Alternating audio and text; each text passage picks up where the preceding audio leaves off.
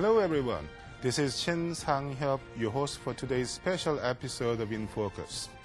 North Korea announced through a specially televised program that North Korean leader Kim Jong-il died on the 17th. With the sudden death of longtime leader, North Korea is expected soon greet in his third term Kim Jong-un as the next leader. On this special episode of In Focus, we will discuss the current state of North Korea as well as some of the changes expected on the Korean Peninsula and in other parts of the world in light of the latest development. For today's discussion, we have two expert guests in the studio. Sitting on my right is Dr. Kim JongIl from Korea Institute for Defense Analysis. Welcome to our program. Thank you. And sitting on my left is Ms. Kim Do-yeon from Center for Arms Control. Thanks for being with us today. Thank you for having me. Well, let's start our today's discussion. Well, the news is shaking the world right now. The North Korean leader Kim Jong-il is reportedly dead. Could you tell me more about who he is? What kind of person he was? Before he designated the heir apparent in 1974, and he actually took the control of the normal daily, power of North Korea. Since then, with the 17 more years, and in the 1994, when the Kim Il-sung died, he actually took the mourning period of 3 years period, and he designated, North Korean, society designated Kim Il-sung as the so-called eternal president. Since then, right after the 3 years of the mourning period, he officially took not the president, but the chairman of North Korean National Defense Commission. So he's a dear leader, so-called dear leader, has been regarded as the actual, leader and the top leader of North Korean society. So international community focused on North Korean Kim Jong-il's whims and his ambitions for the particular nuclear ambition, his ambition for the two nuclear tests, and he's trying to very high stakes nuclear poker game with the big powers and so-called six-party talk. So international media and international society focus too much on his personality, sometimes bizarre, but someone says that, he's very mindful leader of North Korea. So it's kind of a two trends of his character. But bottom line is that he's controlled North Korean society over the more than 20 years at least, while the starving North Koreans have died of starvation. Over 2 million people have died. So international society, international community focused lots of stuff on WMDs of North Korea, and the other is a humanitarian crisis of North Korea. So with the death of North Korean leader Kim Il-sung and his son and Kim Jong-il, and his apparent third general successor Kim Jong-un is taking of the chair of the funeral commission. So in retrospect, for the last 60 years, North Koreans are becoming kind of international focus. So at this juncture, Kim Jong-il's death signifies the new chapter is just open at this Northeast Asian society and East Asia and even to the world. Ms. Kim, do you happen to know more information of Kim Jong-il? Well, speaking of personalities, the international community, particularly the West, and especially the U.S. Now, I work in Washington, D.C. right now, and the perception of Kim Jong-il was, and as you depicted, was a tyrant, essentially a dictator who ruled with an iron fist. And many Americans view Kim Jong-il as irrational. Some even say that he's crazy. Some Americans, even we've heard several, actually a few American presidents and senior officials refer to Kim Jong-il as a toddler or a child. And so the perception in the West, especially in America, is not so bright. And as Dr. Kim mentioned, the late Kim Jong-il was viewed as and accused of seeking nuclear weapons, missiles, and weapons of mass destruction at the expense of his people while starving his people. So it's not such a bright picture that an image that the Americans have of Kim Jong-il. But on the other hand, this perception contrasts starkly with some perceptions, especially in Asia. Yes, he may not seem to be the nicest person, but instead of irrational, many experts in Asia actually view him to have his own logic, to be actually strategic and very calculative rather than irrational. So it's a difference in perception that we see. Well, by the way, after his sudden death, certainly, well, North Korea right now is among the mood. But certainly his sudden death, it was big shock on North Korean leaders as well as all North Korean people. Could you tell us more about the current state of North Korea after his sudden death? Well, as we all know, it's very difficult to have direct eyes into North Korea.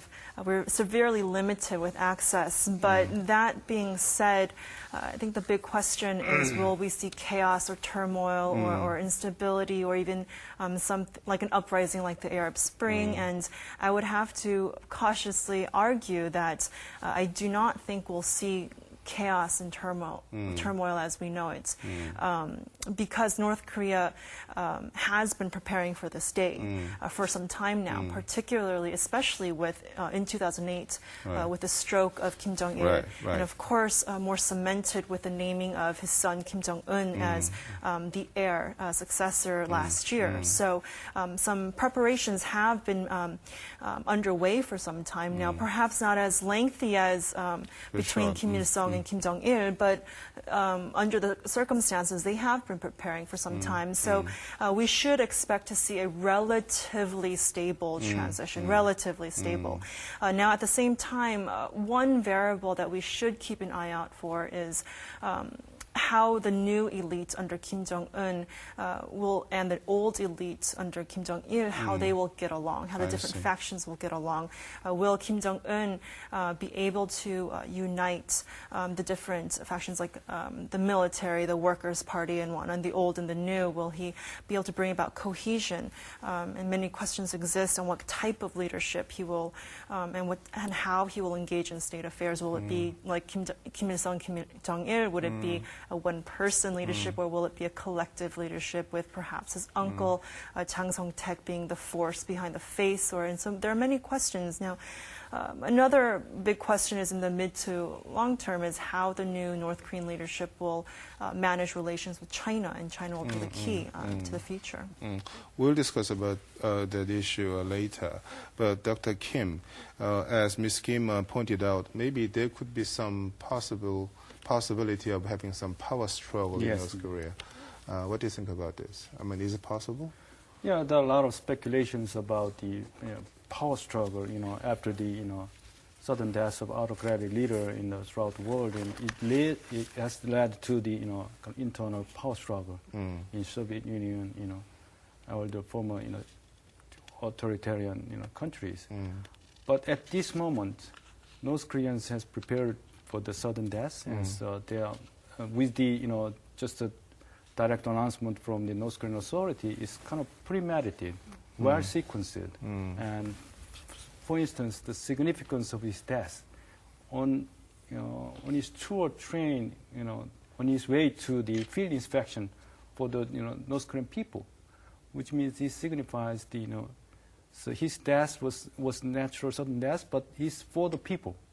So with that, with that simple implication signifies that, North Koreans internally, they are trying to unite first internally rather than, just like having, Arab Spring style, revolt or revolution, internal severe power struggle. So in that sense, Kim Jong-un's uncle, Jang Song-taek's support to the Kim Jong-un will have great significance for the stability of North Korean society, because Jang Song-taek is the Secretary of Administration of North Korean Workers' Party, which means he's actually controlling the North Korean intelligence and security apparatus. So I think there, yes, indeed, there is possibility in long-term perspective, but at this juncture, we have to focus on what will happen right after the following of North Korean leader Kim JongIl's death. So it's very unlikely to happen of internal power struggle at this point. After settling down the current shocking death of Kim JongIl, and then some things happen. But at this point, it's very unlikely to plunge into the internal power. So we have to wait and see, right? Right, and also in the immediate and short term, and of course this is sheer speculation, but it's unimaginable to expect the two factions of the power elites to struggle for power or to jockey for power now, because the number one objective for the North Korean regime is regime survival. So even if some of the power elites want that power for themselves, for the time being, I think it's safe to expect that nobody wants sudden collapse, Yes. and they don't want to so-called die together, so to speak. So for, like Dr. Kim said, perhaps immediate and short term we'll see some of the pieces fall into place, the North Koreans do the mourning that they need to do, and then later see elements of how the next leadership will take shape. But by the way, I mean, one of the most important question regarding his death, certainly his sudden death could affect the situations in Korean Peninsula. What kind of the expected change we can have from his death on Korean Peninsula? Can you say? Well, I think it's very difficult to predict at this time how the South Korean government will respond, how the U.S. will respond, and how China and Japan will respond. But I think it's safe to expect that the neighboring countries and the U.S. for now, and this is the way they should go, is to keep a very calm and cautious and patient stance first. Now we see a lot of the term wait and see approach applied to some of the policies in the past, but I think this is the time to actually apply that wait-and-see approach. Let North Korea go through the transition on its own. It may be a bit dangerous to engage in any sort of activity that might aggravate the North or that might lead to miscalculations, and to prevent any miscalculations, close coordination with the U.S., with its key allies, South Korea, Japan, and particularly China will be key. And number one, I mean, China, since their number one objective is stability on the peninsula, even in the time of uncertainty now, I think it's safe to expect them to want to help North Korea in some way transition smoothly. South Korea faces the same dilemma. If we have an influx of North Korean defectors into the South Korean borders, it's the same exact security situation and concern that the South Korean government faces. So in that sense, I don't think the South Korean government would want to see instability in North Korea as well. No. Well, actually, the South Koreans' response to the current situation is also very important, but I think that the responses from the neighboring big countries seem to be more important in some sense. Could you tell us more about the Chinese response to the situation? My understanding is basically the same with Ms. Kim's analysis. I think the thing is with the sudden death of Kim JongIl broke the status quo in Northeast Asia.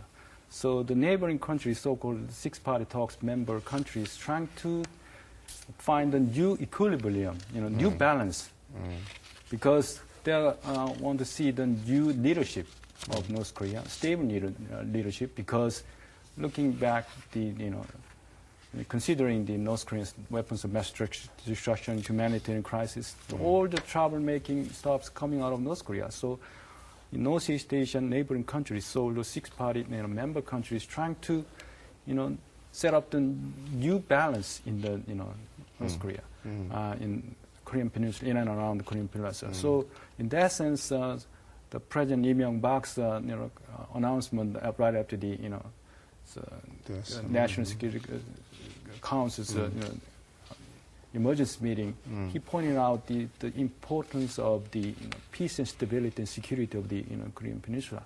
So I think the message is very clear to the Korean society, international community. Because with the sudden death of Kim Jong-Il, so everybody is very likely to assume that big, sudden troubles is coming in front of us. No, I don't think so. It's unlikely. We have to, see the, particularly China's, chairmanship to settle down to all the six-party nations. So in that sense, China's, supporting the new leadership or stabilizing North Korea. Chinese foreign policy main theme is the peace and stability of, Korean Peninsula. Exactly, the same thing can happen at this juncture. Okay. Well, time is very limited, so I think we have to speed it up a little bit more. But actually, Ms. Kim, you mentioned very briefly about the American policy toward North Korea after, his death. Their policy should be changed. Could you explain very briefly? I'm not sure if I said that the U.S. policy should change. That's something that we have yet to see. Now, when we're talking about change and policy change, I think we need to ask ourselves, will North Korea change its policies? And if we look at that question, it's a matter of, well, will Kim Jong-un himself or with the collective leadership or however the leadership takes place, how will its policies change or not change? And in terms of the bigger picture, in terms of key foreign policies and especially in terms of nuclear policies, I don't expect North Korea to change its nuclear policies. Kim Jong-un has been named as successor and he has inherited his two predecessors' policies, nuclear policies. So in that sense, if North Korea's basic stance will not change, which is the conventional wisdom is that North Korea will not surrender its nuclear weapons. Why? Because North Korean weapons, the development of its nuclear weapons is a crux of the regime's survival. And then this leads to the question, well, if the next leadership will not surrender nuclear weapons, then how will the U.S., how will China, how will Russia, South Korea, and Japan respond? And that's a question that the key leadership in all neighboring countries and the U.S. really need to ask themselves. And so if the core of North Korea is not going to change, then how will neighboring countries either elicit some sort of change in behavior or attitude? And that leads to the question, well, then is the objective going to be maintaining the status quo as we've seen now, or is it going to be direct policies to change North Korea? And so I think there are many of these questions that we need to really unpack and first ask ourselves, what's the objective? Okay. Well, Dr. Kim, and actually the sudden death of Kim Jong-il will certainly affect the global economy and the Korean economy as well, I think. Could you explain about the expected impact of his death on the global economy and the Korean economy? Right after the North Korean Kim Jong-il's death broke out, the South Korean stock market was, so lowered a little bit, and I think the long-term perspective on the economy, it could be tumultuous for a certain period, but the South Korean economy is so strong, and so even North Korean economy has been sustained, muddling through all that hardship. So whole, North and South Korean economies have been trained, unfortunately trained with the bad things for a certain, since 1994, this moment. So, there could be fluctuations, but under the European economic, crisis and all the hardships, we've survived and muddled through all the hardships, and with new developments, with the help of international community, particularly South Koreans, all the foreign direct investments can get over pretty soon. I'm pretty not pessimistic. I'm pretty optimistic to overcome all those kind of new coming hardships. Certainly, on the short-term basis, his death will affect the South Korean economy negatively, but on the middle long-term basis, there's no problem. And the other big question is how it impacts the North Korean economy. The late Kim Jong-il was accused of starving his people for the sake of building nuclear weapons.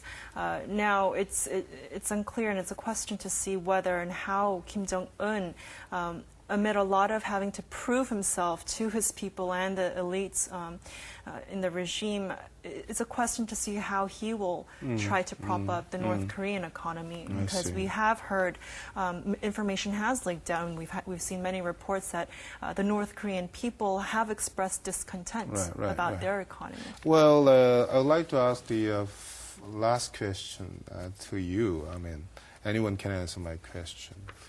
Well, certainly this is the time for us to think about how we have to prepare for, to deal with the current situation happening in North Korea. Could you tell us? So my understanding is that we, international community, particularly the neighboring countries, specifically China and United States and Japan and South Korea, all neighboring countries have to reach to the consensus building measures for the what's the strategic goal, strategic end state for the stumbling North Korean. So I think the nuclear free, free and open and just the well-being of North Korean people is the very clear objective. Setting a new leadership with the same pattern of bad behavior and compensation for bad behavior again. I don't think so. We have to set the new goal of strategic goal. And I'd like to coin a new word. International community strategic communication toward the North Korean new leadership or collective leadership. It's right time to set up a peaceful and nuclear-free peninsula for the well-being of North Korean people. We have to open a new chapter of the Korean history with a new leadership. It's already happened. The death was so unhappy thing, but it's happened. It's right time to move forward for the nuclear-free society. I will give you 30 seconds if you want to say. Well, I mean, I've said this before, but definitely stability, regional stability, stability on the Korean Peninsula and in the region is key and most important. So the U.S. and especially South Korean leadership and Chinese leadership is in close coordination among the main players is definitely key. In terms of a new approach, yes, perhaps it is time for a new approach, despite conventionalism that perhaps North Korean policies may not change, but still we have so-called new blood taking power in North Korea. So like Dr. Kim said, perhaps it is time for a new strategy. But if we go along the logic or the thinking that because Kim Jong-un inherited his predecessor's policies and because nuclear weapons especially is the crux of survival, then it's a question of then what will this new approach look like? Will we go with the same types of give and take bargaining chips and bargaining tactics, or will it need some bigger, we talk about grand bargain in South Korea, will it need a bigger, more grandiose bargaining? And that's something that definitely needs to be worked out. Well, this is all for today. And I want to express my thanks one more time for sharing your time and sharing your sights on today's topic. Dr. Kim JongIl and Ms. Kim Do-yeon. Thank you. Well, thank you. And this has been Shin Sang-hyuk for the special episode in Focus. And see you next time.